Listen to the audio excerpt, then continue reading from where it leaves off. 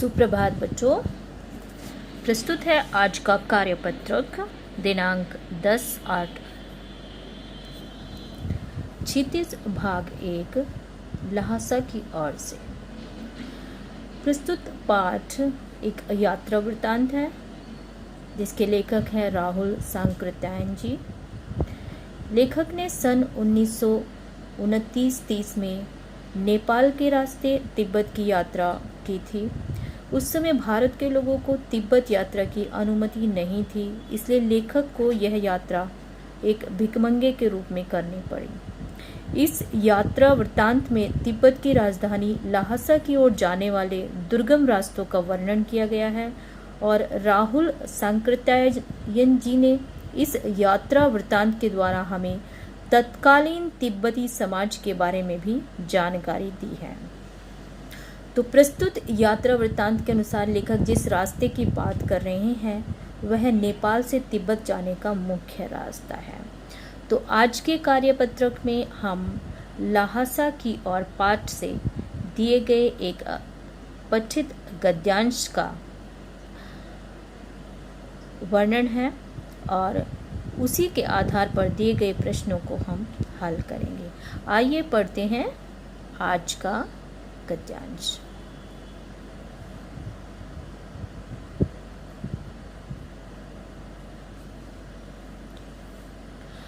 प्रस्तुत गद्यांश लहासा की ओर पाठ से लिया गया है।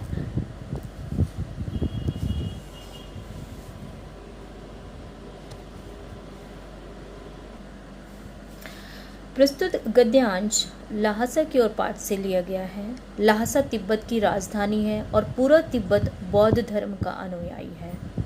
इस अंश में तिब्बत के जीवन से जुड़ी बातों का उल्लेख किया गया है। इसे ध्यान से पढ़कर पूछे गए प्रश्नों के उत्तर दीजिए।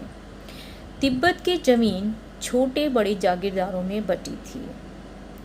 इन जागीरों का बड़ा हिस्सा मठों के हाथ में था और अपनी अपनी जागीर में हर जागीरदार कुछ खेती खुद करता था, जिसके लिए मजदूर उन्हें बेगार में मिल जाते थे। बेगार जिनको कोई पेमेंट नहीं देनी होती, जिनको कोई पैसा नहीं देना होता काम के बदले, तो वो उनको फ्री में रखते थे, कोई पैसा नहीं देते थे उसके बदले।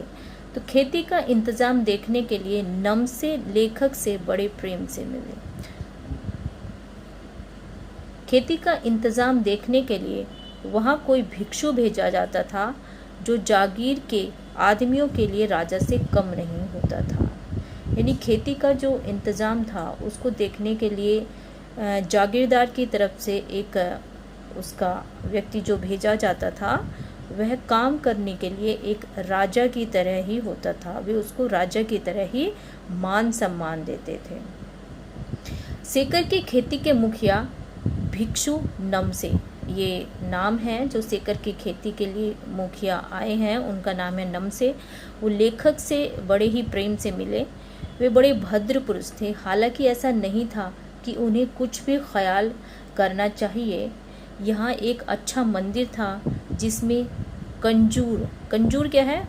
बुद्ध वचन अनुवाद, यानी बौद्ध भगवान बुद्ध के द्वारा जो वचन कहे गए उनका अनुवाद तिब्बती भाषा में किया गया है।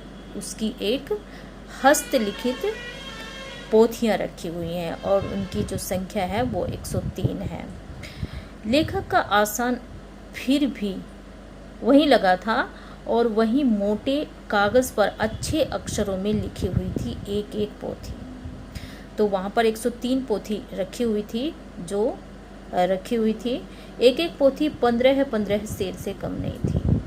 तो 15 सेर जो है एक वजन होता है। पुराने ज़माने में जो है किलो जो है से नहीं नापा जाता था, सेर से मापा जाता था। आज हम 1 किलो 2 किलो की बातें करते हैं या वस्तुओं का वज़न हम किलो के हिसाब से मापते हैं। उस समय पुराने समय में सेर से वजन किया जाता था। तो सुमति ने फिर आसपास अपने यजमानों के पास जाने के लिए पूछा। तब लेखक पुस्तक पढ़ने में मगन थे, इसलिए उन्हें जाने के लिए कह दिया। दूसरे दिन वे गए तो लेखक को लगा कि 2-3 दिन लगेंगे। परंतु वे उसी दिन दोपहर वापस लौट आए। तिंगरी वाल गांव वहाँ से बहुत दूर था। गांव ने नमसे से विदा ली और चल पड़े। बच्चों, ये रहा हमारा जो आज का गद्यांश है, और इसी के आधार पर जो प्रश्न हैं उनका हमें उत्तर देना है। तो मेरे ख़्याल से आप समझ गए होंगे कि ये गद्यांश में क्या दिया गया है और समझ आ गया होगा आपको। आइए देख लेते हैं आज के प्रश्न क्या है। भिक्षु को कहाँ और क्यों भेजा जाता था? तो इस प्रश्न का उत्तर हमें सहज ही मिल गया है इस गद्यांश में कि भिक्षु को कहाँ भेजा जाता था। भिक्षु जो है जागीरदार का व्यक्ति होता था जो खेती की देखभाल के लिए भेजा जाता था। और दूसरा प्रश्न है, नमसे कौन थे और कैसे व्यक्ति थे? नमसे जो है वो एक बौद्ध भिक्षु थे और वे बड़े ही भद्र पुरुष थे। अगला प्रश्न है, लेखक क्या करने में मगन हो गए थे? तो लेखक क्योंकि लिखने का उनका कार्य था, और उस वक्त जब उनसे पूछा गया सुमति ने जाने के लिए, तो उस वक्त वह पढ़ने में मगन थे, लिखने में मगन थे। तो वो पुस्तक पढ़ रहे थे। और कौन सी पुस्तक पढ़ रहे थे? जो वहाँ पर बौद्ध धर्म से जुड़ी हुई पुस्तकें थी, कंजूर नाम की पुस्तकें जिसमें बुद्ध वचन हैं, उन पुस्तकों को वो पढ़ रहे थे। तो मंदिर में क्या रखा हुआ था? मंदिर में हस्तलिखित 103 पोथियाँ रखी हुई थी जिनको कंजूर कहा जाता है। अब इसी से जुड़ा हुआ प्रश्न आगे आपको 5वां दिया गया है कि कंजूर किसे कहते हैं? तो कंजूर है बुद्ध वचन अनुवाद की, भगवान बुद्ध द्वारा कहे गए वचनों को अनुवाद किस भाषा में? तिब्बती भाषा में। तिब्बती भाषा में लिखा गया है ये ग्रंथ, और उसकी 103 पोथियाँ वहाँ पर रखी हुई थी, उन्हीं को कंजूर कहा जाता है। तो बहुत ही आसानी से आप आज की कार्यपत्रिका को हल कर सकते हैं। अपने शब्दों में आप इस कार्यपत्रिका को हल करें।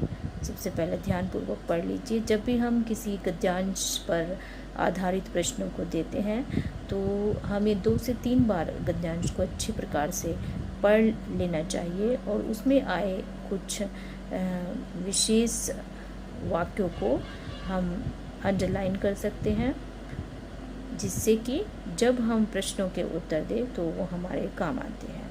तो आज के लिए इतना ही। आइए अब करते हैं कार्यपत्रिका।